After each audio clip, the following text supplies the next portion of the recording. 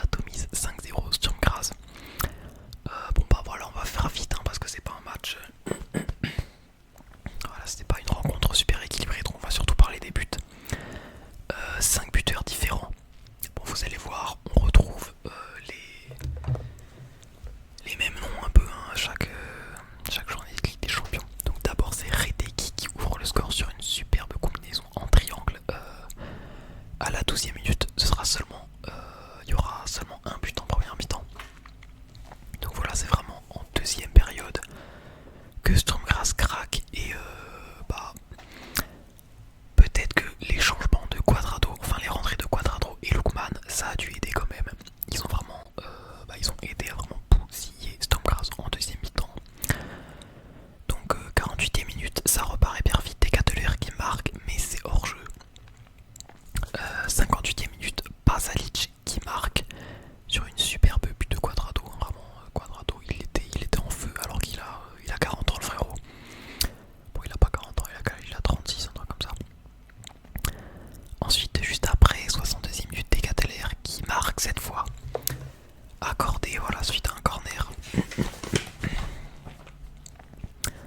Et puis on a eu 2 buts en toute fin de match, voilà, avec Lookman à la 90e et puis Brecciani dans le temps additionnel. Donc voilà pour l'Atalanta. Pardon, j'ai déjà mal à la gorge. Bon alors on va enchaîner avec un match de titan, franchement c'était dans le top 3 des rencontres, hein, je pense. Deux équipes qui sont honnêtement dans le top 10, je pense, des équipes européennes actuellement.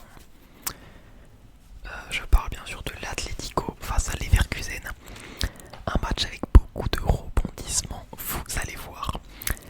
Donc Atlético qui s'impose 2-1.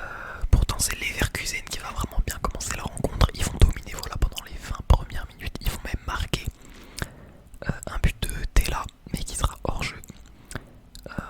Bon, vraiment là, en ce début de match, Leverkusen ils font peur. Le trio là, Grimaldo, Frimpong et Wirtz, c'est trop fort. Franchement, c'est trop fort, ça fait grave de différence. Mais malheureusement,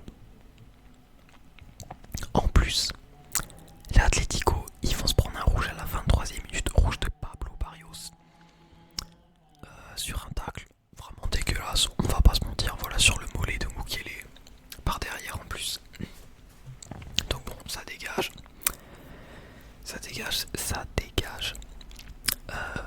Ensuite, à la 45e minute, juste avant le coup de sifflet de la mi-temps, centre incroyable de Mukiele sur Hincapié.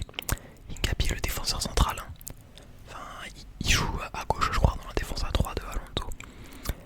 Donc voilà, Hincapié qui se retrouve en position déliée, prêt à mettre une superbe tête croisée, petit filet. Bon bah voilà, ça c'est un peu la spéciale Xavi Alonso. Tous les joueurs y sont impliqués, tous les joueurs sont dangereux, le danger peut venir de n'importe où. Donc bon, 1-0, ils sont à 10, ça s'annonce mal pour l'Atlético. Mais, c'était sans compter la puissance du Cholismo. 51e minute, contre-attaque fulgurante de Alvarez qui vraiment y bouffe Jonathan Tah, incapable de faire quelque chose. Et le but, un tir cadré, un but, ça commence la spéciale Diego Simeone. Donc voilà, superbe course, superbe contrôle de la tête, superbe finition. Je crois qu'au départ de l'action, c'est Remildo, j'ai écrit ça, Remildo, qui fait vraiment un superbe geste défensif sur Frimpong avant de donner le ballon à Griezmann qui fait une superbe passe décisive. Et ensuite, les ennuis sont pas finis pour Xavi Alonso et Leverkusen, puisque Hincapié se prend un second carton jaune et est exclu à la 75e minute. Donc la fin de match, elle approche et c'est l'Atlético qui va arracher la victoire à la dernière minute, à la 90e. Alvarez qui met un doublé et qui tout simplement enflamme le stade. Voilà, 2-1. Xavi Alonso, le sorcier noir, il a trouvé mieux que lui. Là, cette fois-ci, Xavi Alonso, il pouvait rien faire. Le but à la dernière minute, frérot, c'est toi qui te le bouffe. Diego Simeone, le marabout, 2 tirs cadrés dans le match, 2 buts. Voilà. Calma, Xavi, calma. Ouais, vraiment, le niveau de finition de Alvarez, incroyable, hein, sur l'action. Vraiment, les 2 buts, ils sont incroyables. N'hésitez pas à aller voir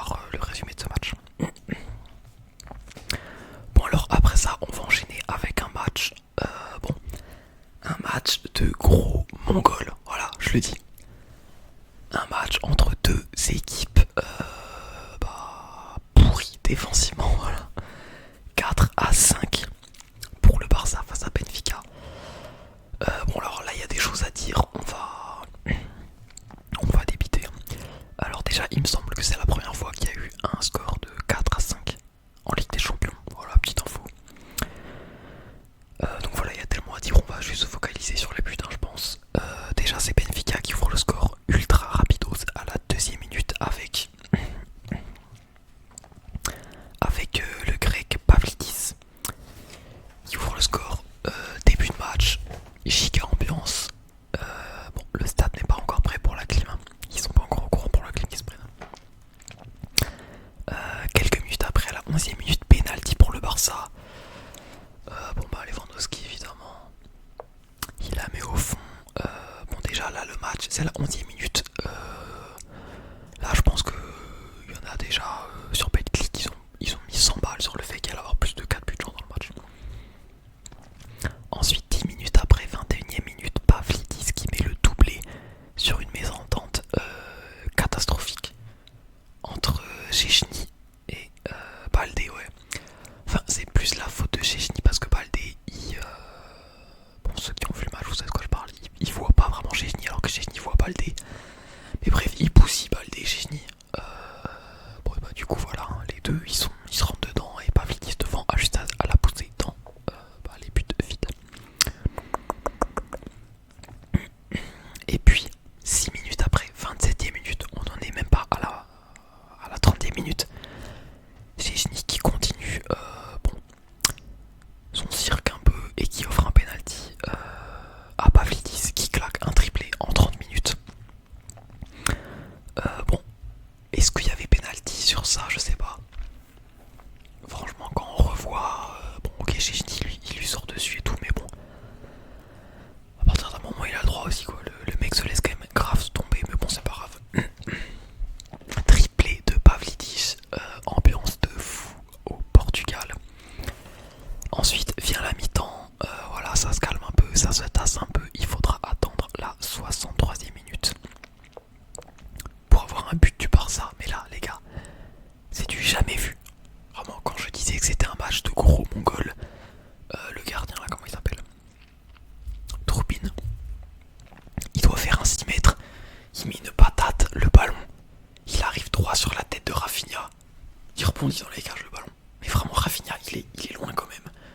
Bon, Rafinha bien sûr, il voit le ballon arriver, il essaye de le cadrer, tu vois, mais frère, c'est quoi ça?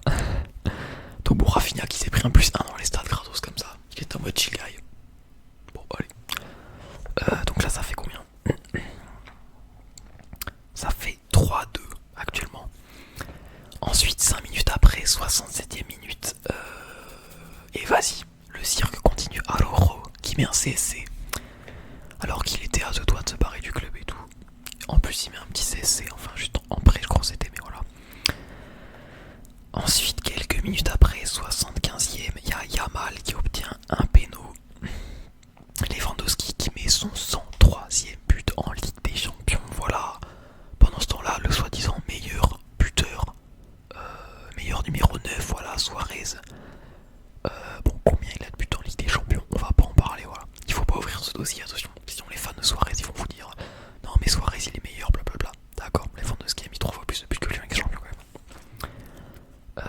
Bon. Voilà, à chaque fois, je sors les mêmes blagues sur Suarez, mais bon. Et moi, je fais la propagande pour les vies. Bon alors là, on est à la 75e minute, du coup ça fait 4-3 pour Benfica encore. 85e minute ensuite, Pedri fait un centre de fou furieux sur Eric Garcia, 4-4. Il reste 5 minutes à jouer. 88e minute, Di Maria, énorme occasion de plier le match pour l'ancien du Real Madrid. Voilà, il peut mettre la clim monumentale. Bon, il rate son face à face. Voilà, grosse clim au Portugal et double clim puisque derrière. Donc voilà, je disais double clim puisque derrière Benfica à la 90e +4 sur une contre-attaque en solo de Rafinha se prennent le but du 5-2. Bon, Rafinha, franchement en début de saison j'étais pas vraiment familier avec le mec.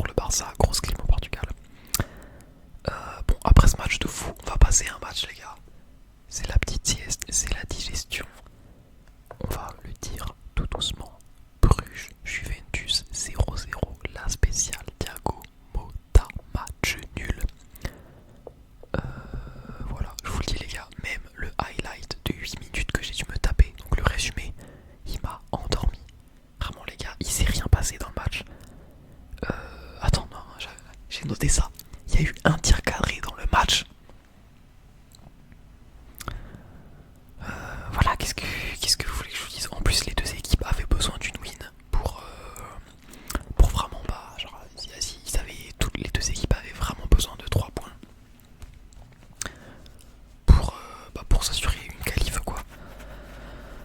Bon bah 0-0 quoi, allez on passe au match suivant. Étoile rouge PSV, donc victoire 2-3, enfin 3-2 pour le PSV à l'extérieur, une victoire poussive et importante pour le PSV qui a dû faire à 10 une grande partie du match. Également il n'y avait pas mon petit chouchou Malik Tillman, bon je sais pas pourquoi, est-ce qu'il était blessé je suppose. Donc le premier but il survient à la 17e minute, but de la tête du capitaine Luc de Jong. 1-0 pour le PSV. Ensuite 22e minute, encore une fois de Jong, encore une fois sur corner, encore une fois de la tête, 2-0. Et ensuite 42e minute, encore une fois suite à un corner, Flamigo met une mine à l'entrée de la surface sur un ballon qui s'est fait dégager. Ça fait 3-0 à la mi-temps, mais le PSV va se rendre le match compliqué. En seconde période, Flamigo il se prend un rouge, hop là, direct. Et à partir de là, le PSV va beaucoup subir. L'étoile rouge, ils vont ouvrir leur compteur à la 71e minute, pardon, sur une tête de Sheriff Ndiaye. Et ils vont replanter un autre quelques minutes après à la 77e minute. Nasser Djiga qui marque également sur corner de la tête. Donc il y a eu 4 buts sur corner de la tête dans le match. Ok. Bon, en fin de compte, le PSV tiennent bon et repartent avec les 3 points. Donc voilà. Plus de peur que de mal, mais bon, quand même. Ok, je vais boire un petit coup.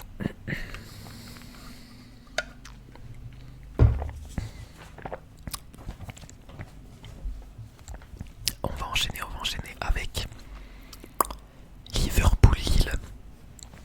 Bon bah Liverpool qui continue sa lancée incroyable, hein, ça fait 7 matchs, 7 victoires. Voilà, ils font peur. Lille, ils perdent seulement 2-1, franchement, il y a pire. Voilà, on va pas commencer à faire des dramas, voilà. Donc c'est ça là, à la 33e minute, qui ouvre le score sur une perte de balle. Un petit peu stupide honnêtement de Jonathan David qui joue solo, on va dire les termes, hein, voilà. Sur une superbe passe de Curtis Jones. Donc ce mec je le connaissais pas il y a 2 mois, bon bah voilà, c'est un crack et tout, on dirait rien. Et 43e minute, 10 minutes après, la même action, longue passe en profondeur pour Mohamed Salah. Mais cette fois c'est pas cadré, Lille a eu très chaud, donc la deuxième minute commence et elle commence mal. Pour Lille qui continue de subir énormément, et en plus à la 59e minute il y a Aïssa Mandi je crois, qui fait une faute, qui se prend son deuxième jaune, voilà, sur Luis Diaz. Bon là ça semble mission impossible honnêtement, mais pourquoi pas, car à la 61e minute, 2 minutes après, Jonathan David va marquer et égaliser. Pourquoi pas y croire les gars. Mais malheureusement, grosse clim, ça va vraiment durer très peu de temps, puisque après y a Harvey Elliott qui met une mine en demi-volée, le ballon est dévié, ça rentre, voilà, 2-1. Donc bon voilà, au final 2-1 c'est pas cher payé comme on dit, je sais pas si l'expression elle marche dans ce sens où je l'ai dit, mais bon, ça aurait pu être vraiment pire quoi, voilà. Ah oui aussi, stade de fou, wesh, Lille il restait sur 21 matchs sans défaite. Donc bon, il aura fallu Liverpool pour prendre une défaite. Franchement, grand respect, il y a du potentiel. On n'oublie pas Lille, on n'oublie pas. En plus, Lille qui, bon, on verra ça après dans les classements, mais je crois qu'ils sont presque sûrs d'être qualifiés en tout cas.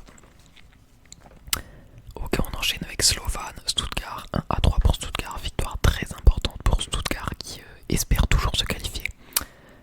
Je crois qu'ils vont affronter le PSG aussi, attention, hein. Attention les gars, Stuttgart, grosse équipe. Donc un match dominé dans l'ensemble, hein, pour Stuttgart face à un Slovan qui n'a jamais réussi à arracher plus qu'une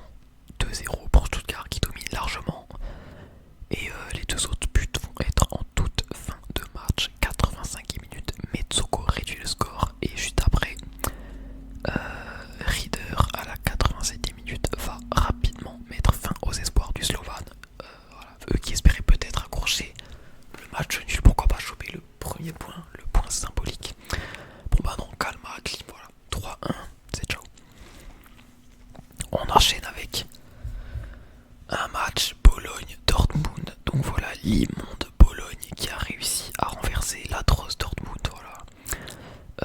D'ailleurs, il me semble que cette défaite a fait en sorte que Nuri Sahin s'est fait virer. Bon bah voilà, Nuri Sahin, le gros coach de merde, son seul palmarès, je suis marié à ma cousine, voilà. Si vous êtes intéressé, allez vérifier sur Google. Voilà, Dortmund actuellement, ils sont 10e de Bundesliga, ils sont out de la Pokal, voilà. Il fallait faire changer les choses, et cette défaite, je pense, a fait changer les choses. Enfin, apparemment, ça va être Niko Kovac qui va venir. Force à vous, force à vous. Pourtant, c'est Dortmund qui ouvre le score rapidement sur penalty. Voilà, Sertou. C'est quoi déjà son prénom? Sertou Kirasi. Qui marque. Mais Dortmund ne va vraiment rien proposer durant le match. 17 tirs à 3 pour Bologne quand même, c'est inquiétant. Ils sont pas capables de mettre le pied sur le ballon.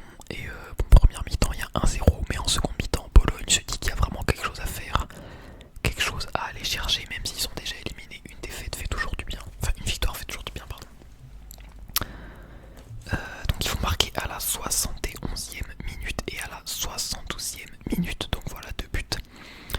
On a Dalinga sur un contre éclair et Ealing Junior, pareil, vraiment dans le même schéma, un long ballon, de la défense en profondeur, hop là. 2-1, grosse clim pour Dortmund, qui étaient vraiment bien placés au début, mais maintenant voilà, c'est la chute libre, hein, c'est comme le Bayern, les deux clowns allemands. Ok, on a fait la moitié, on continue les gars. On continue avec un match qui implique un club français, Shakhtar, qui bat Brest chez eux. Enfin, non, je dis des conneries vu que le match se jouait en Allemagne, au stade de Schalke. Donc Shakhtar qui bat Brest 2-0. À l'extérieur, Brest n'arrive pas à s'imposer face au Shakhtar qui tout simplement a été meilleur. En vrai, j'ai regardé le match un peu, donc voilà. Bon. C'est pas... Franchement, Shakhtar a très bien joué. Shakhtar qui est la dernière équipe, ah oui c'est la dernière équipe du tableau dont la qualif n'est pas sûre. Genre ils sont 27e sur 36, toutes les équipes en dessous. Donc de 28 à 36, c'est sûr ils sont éliminés. Mais le Shakhtar, pourquoi pas, je suppose, s'ils gagnent le prochain match et puis s'il y a un peu un concours de circonstances, peuvent peut-être espérer la qualif. Bon, je pense que même eux n'ont pas envie, vu un peu leur situation géopolitique et tout. Bon. Le premier but, il va venir à la 17e minute. But de Kevin, le Brésilien, sur un long dégagement de la défense. J'ai l'impression que je dis ça sur chaque but. Et le deuxième but qui va survenir à la 30e minute sur un schéma similaire, long ballon en profondeur. Mais heureusement, Eguimaldo est hors jeu. Donc bon, il y a toujours un 0, mais franchement le match, les centres de Brest ont vraiment du mal à contenir les appels, comment on dit, les appels létals. Ouais, désolé, c'est pas une vidéo grammaire. Bref, les appels ultra dangereux des joueurs offensifs du Shakhtar. 35e minute, mauvaise sortie de Bizot qui fait faute, voilà, sur sa sortie. Donc il offre un penalty et but de Soudakov. Petite Panenka, c'était risqué parce qu'elle a failli ne pas rentrer quand même, frérot, calme-toi. Et puis voilà, un deuxième mi-temps, voilà, il y a eu une grosse occasion, on va dire, pour chaque équipe. Mais pas de but, notamment le coup franc direct de Pereira-Lage. Ah oui, coup franc de Pereira-Lage à la 78e minute, à la moitié du mi-terrain. Donc vous voyez, il y a la mi-terrain à la moitié environ, donc c'est très très loin. Il fait un tir de fou, mais l'arrêt du gardien est encore plus fou. N'hésitez pas à aller voir. Donc super barré de Riznik. C'est bien que je dise le nom des gardiens quand même, histoire de mettre du respect sur leur place. Donc voilà, défaite de Brest, on enchaîne avec Leipzig Sporting. Donc enfin autre chose qu'une défaite pour Leipzig qui va s'imposer 2-1 chez eux. Gyökeres commençait sur le banc d'ailleurs. Donc première mi-temps plutôt agitée, mais avec seulement un but de Šeško à la 18e minute. C'est son 4e en Ligue des Champions et 14e toute compétition confondue. Il est chaud le petit Šeško. Leipzig a beaucoup dominé, ils vont en mettre un deuxième qui sera hors jeu vers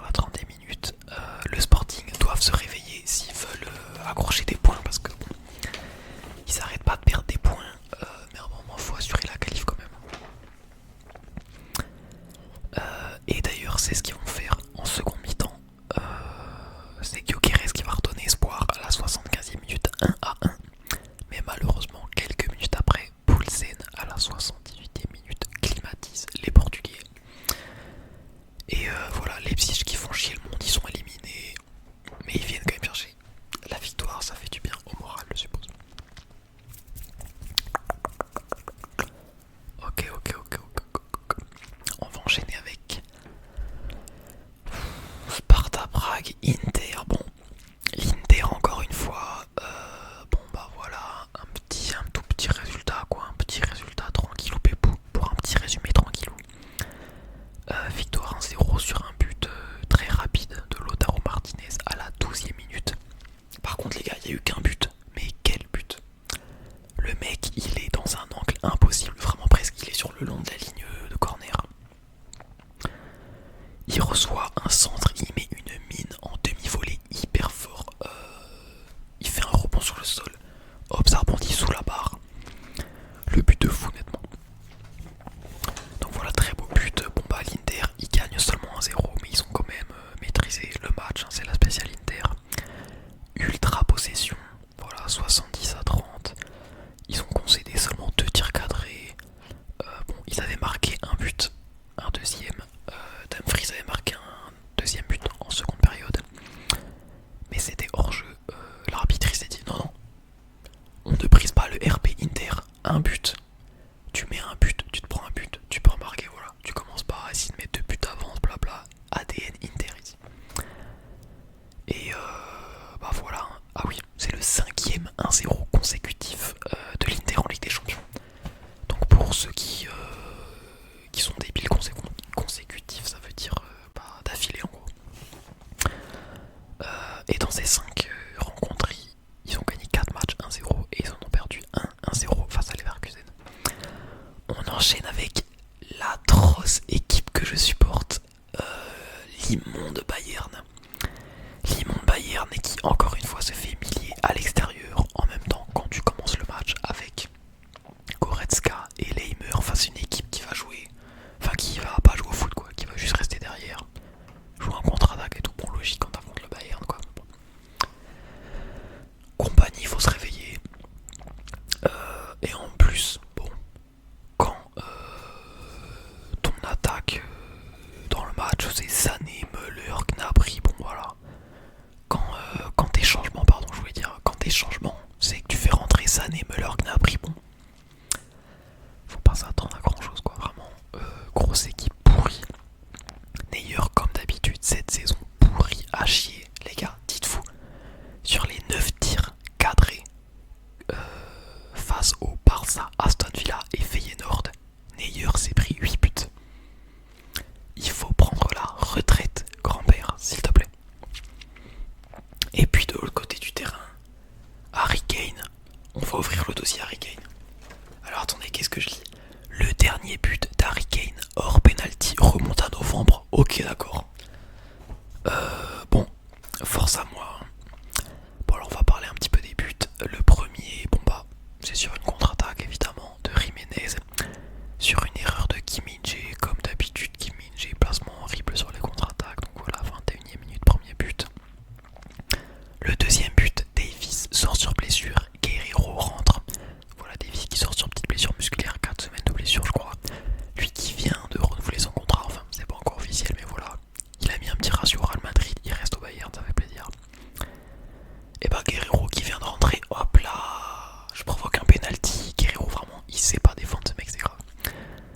Après j'ai dit que Leimer était, ça me faisait chier qu'il soit titulaire parce que face à ce genre d'équipe, Leimer latéral droit c'est beaucoup moins bien que Guerreiro latéral droit. Mais bon, Guerreiro, vas-y, il rentre, il fait faute penalty. Bon, évidemment, quand l'arbitre il a sifflé penalty, ça sert à rien d'être en mode Neuer va faire quelque chose. La dernière fois que Neuer a arrêté un penalty, les gars, ouvrez les livres d'histoire. Bon bah j'ai pas fait la recherche, j'avais la flemme, voilà. Je voulais pas commencer à aller dans les archives médiévales. Donc voilà, doublé de Jiménez, hein, vraiment très en forme, le numéro 9. Et le dernier but, bon, but de Ueda en toute fin de match.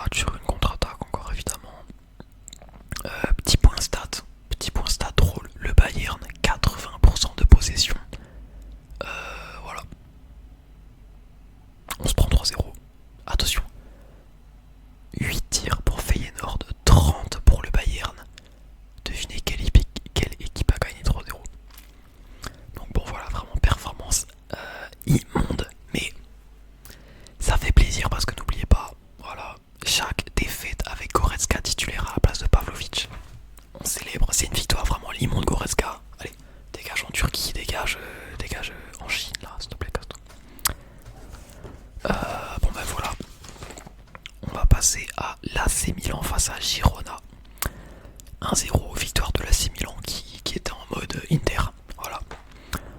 En mode pépère Inter. 1-0 sur un but de Léao avant la mi-temps à la 37e minute. Également un superbe but, un seul but mais magnifique but. Il est tout seul face à 3 défenseurs. Et dans un angle plutôt fermé, il allume le gardien d'une grosse frappe. Magnifique but. Mais Girona va pas se laisser faire. Je crois qu'ils sont déjà éliminés Girona. Mais Girona se laisse pas faire et à la 56e minute, Brian Gill met un superbe but à la Robben Prime. Malheureusement c'est hors-jeu. Bon bah voilà. Après ça ils ont voulu hors-jeu, ils ont dit allez c'est bon on arrête les gars. Voilà. Du coup victoire 1-0 de l'AC Milan.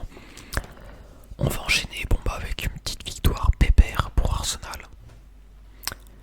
Qui l'emporte voilà 3-0 face à Zagreb. Il se conforte dans le top 3 avec une victoire nette. Donc on a un but ultra rapide de Declan Rice à la 2e minute sur une belle combinaison avec Martinelli Havertz.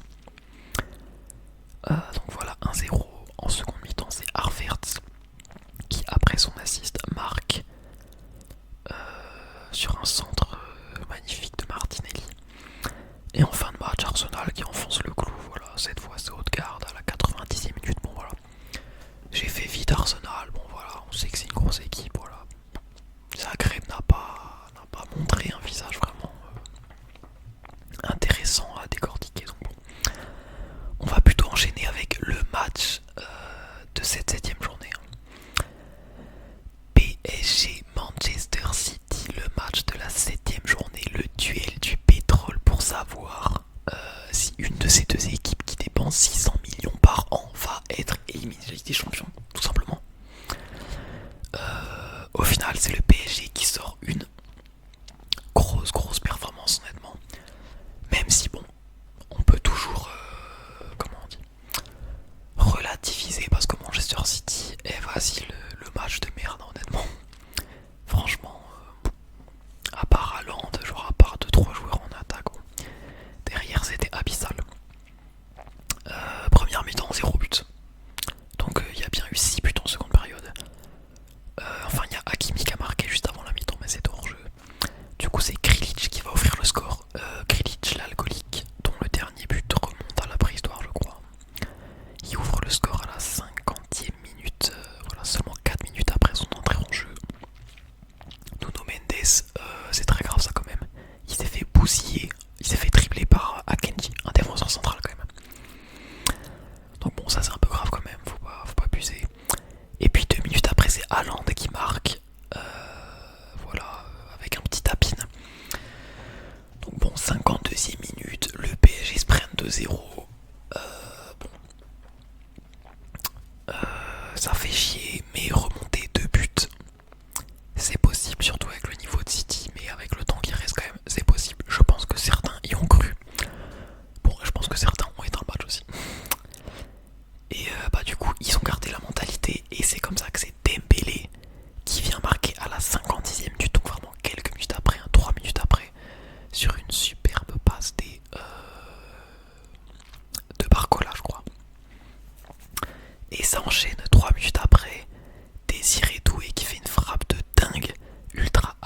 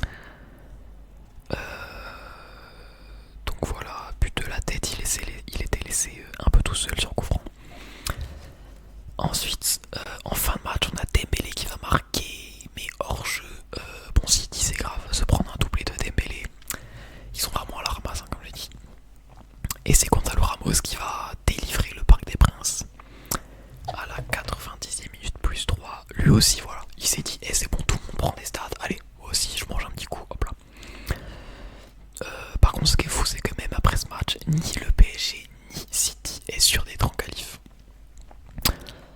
Donc le PSG va falloir faire le taf face à Stuttgart, ça va être compliqué. Et City, je sais pas. Je vous avoue, j'ai pas regardé qui affronte City, donc j'ai la flemme de le faire maintenant, mais voilà. On va enchaîner, on est bientôt à la fin de la vidéo. Bon, avec un petit match Celtic Young Boys. Bon alors les gars, ce match il a zéro buzz. Je regarde Canal+, ils mettent les résumés de tous les matchs, sauf de celui-ci. Sur YouTube, aucun résumé. Je regarde sur le réseau, aucun résumé. Donc voilà, je vous ai écrit seulement ce que j'ai lu en live commentaire un petit peu. En texte en anglais, donc voilà, je retranscris. Il y a eu 1-0, mais vraiment, il s'est passé des choses, les gars. On dirait que j'essaye de vendre la rencontre en deux clubs dont tout le monde s'en fout en France, je pense honnêtement, mais il s'est passé des trucs. Donc le but, il survient en toute fin de match à la 86e minute, un but contre son camp de Benito sur un tir de Ida. Mais la victoire, elle est très tardive et elle aurait dû être pliée en première mi-temps. Il y a eu 3 buts annulés pour Kyoko Farouachi et un penalty arrêté par le gardien des Young Boys, donc Keller, sur une frappe de Angelzo. Ça veut dire qu'ils ont eu 4 opportunités de marquer quand même. Enfin, ils en ont mis 3 annulés et un penalty raté. Donc franchement Celtic qui est vraiment chanceux avec le karma, parce que là, heureusement qu'en face Young Boy, bon, je crois que c'est pareil, Young Boy, je crois qu'ils sont à full défaite. Et puis bah on va enchaîner avec le dernier match. Bon bah Madrid qui bousille Salzbourg. Ça c'est pareil, hein, voilà, on va parler principalement des buts, hein, parce que bon, Madrid a largement dominé, on va pas commencer à détailler chaque action. Donc voilà, à domicile le Real qui atomise Salzbourg. C'est Rodrigo qui va s'illustrer en première période avec 2 buts. Un à la 23e et un à la 34e. Donc vraiment 2 buts d'une qualité incroyable, finition phénoménale. Ensuite en seconde période, le Real perd clairement pas de temps. Ils se sont dit allez, on fait le travail, comme ça c'est fait. Cette fois c'est Mbappé qui va marquer à la 48e minute, qui va profiter d'une énorme bourde du gardien Blažević. Et ensuite quelques minutes après, c'est Vinicius qui marque à son tour un doublé, donc 55e minute il marque et 76e minute. Il marque également. Bon, la défense de Salzbourg, ils ont clairement lâché l'affaire. Vinicius, il se balade entre les joueurs. Bon, et en fin de match, petit but de Pitscoop, je crois, pour voilà, pour faire chier le monde, pour empêcher le premier clean sheet du Real Madrid en Ligue des Champions cette saison. Donc voilà, très beau but, mais bon, il sert à rien le but, quoi. Donc voilà, j'espère que ça vous a plu ce petit résumé. J'ai essayé d'aller un peu vite quand même, parce que les gars, c'est chiant de faire des vidéos qui durent 1 heure. J'espère qu'elle vous a plu. On va faire un petit point sur le classement. Donc je pense que je vais l'afficher là. Peut-être ce sera en petit car il y a 46 000 équipes tout simplement. Donc quand il y a une barre rouge, ça veut dire éliminé. Quand c'est vert, ça veut dire top 8 validé. Et quand c'est vert bleu, ça veut dire sûr d'être qualifié, mais on sait pas, top 8 ou top je sais plus quoi. Et quand il n'y a rien, bah c'est que rien n'est sûr. Donc équipe éliminée à 100%. Young Boy, Slovan, Salzbourg, Sturm Graz, Étoile Rouge, Girone, Leipzig, Sparta Prague, Bologne. Au final, à part Leipzig, qui est vraiment choquant, à la limite Girone et Bologne aussi, mais bon, c'est 2 équipes qui se sont illustrées la saison dernière, mais on connaît ce genre de scénario. Voilà, une fois que c'est en Europe, c'est compliqué, ça s'écroule, voilà. Et on a seulement 2 équipes qui sont qualifiées dans le top 8, assurément, c'est Liverpool et le Barça qui font très très peur, hein. Clairement les 2 favoris, je dirais. Voilà, je vais pas faire le hipster, c'est les 2 favoris. Même si Liverpool quand même beaucoup plus. Petit point stat, donc le meilleur passeur c'est Decateler avec 5 passes, et ensuite à 4 passes D, donc on en a plusieurs. On a Paixão, donc un joueur du Feyenoord, on a Enzo Mio de Stuttgart, on a Llorente de l'Atlético, Salah et Frimpong qui sont 4. Et ensuite pour les buteurs, on a bien sûr Lewandowski. 9 buts mon champion. Putain, j'aurais dû mettre le maillot floqué Lewandowski du Barça. Lewandowski 9 buts, qui est suivi de près par Rafinha 8 buts, donc 2 joueurs du Barça. J'ai dit Liverpool est très favori, mais quand même le Barça ça fait peur. En soi, tu t'en fous si tu te prends 4 buts, si t'en mets 5 après quoi. Et derrière, à cette réalisation, on a Vinicius et Guirassy. Voilà. Donc j'espère que la vidéo vous a plu.